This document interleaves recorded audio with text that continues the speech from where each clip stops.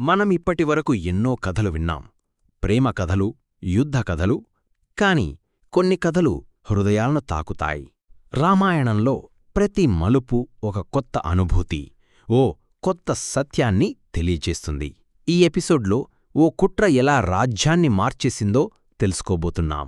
మంథర అనే ఒక సేవకురాలు కైకేయి మనస్సు ఎలా మార్చింది? వీళ్ల మాటలతోనే రాముని జీవితంలో బడిపాట మొదలైంది. అయితే అసలు ఏం జరిగింది? ఎందుకు కైకేయి అంతలా మారిపోయింది?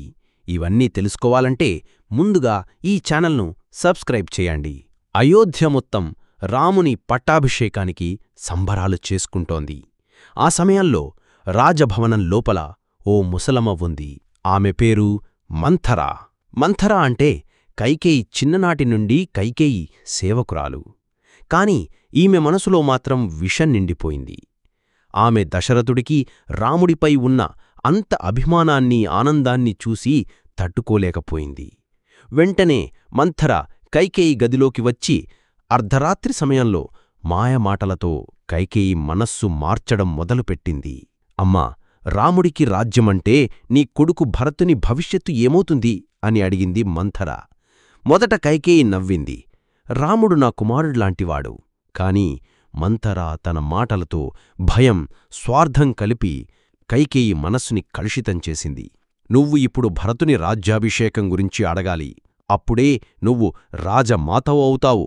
అప్పుడే కైకేయి గట్టిగా నిర్ణయం తీసుకుంది. తనకు 2 వరాలు కోరుకోవాలనుకుంది. గతంలో ఓ యుద్ధంలో దశరథుణ్ణి ఆమె రక్షించిన సందర్భాన్ని గుర్తుచేసుకుంది. అప్పుడు దశరథుడు చెప్పిన మాట, నువ్వు నన్ను రక్షించావు, నీకు ఏదైనా 2 వరాలు కావాలేమో అడుగు. అది ఇప్పుడు ఆమెకు ఆయుధమైంది.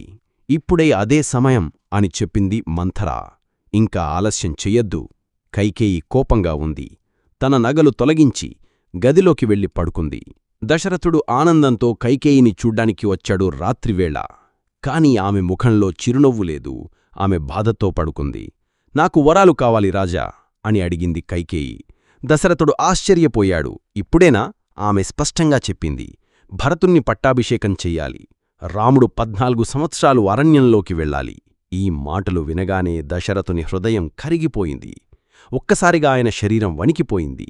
ఏం మాట్లాడాలో దశరథుడికి అర్థం కాలేదు. ఇది ఎలా సాధ్యమవుతుంది కైకేయి అని అడిగాడు వేదనతో.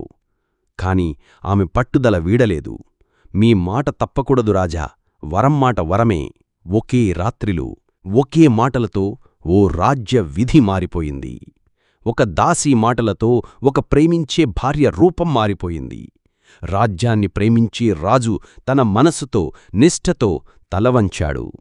ఇది కథ కాదు, ఇది మానవ స్వభావాన్ని చూపించే అర్థం. ఇక తర్వాత ఏమవుతుందో తెలుసుకోవాలంటే మన రామాయణం ఎపిసోడ్ 7లో కలుద్దాం. మీకు ఈ కథ నచ్చితే లైక్ చేయండి, షేర్ చేయండి. మరిన్ని కథల కోసం ఛానల్ను సబ్స్క్రైబ్ చేయండి.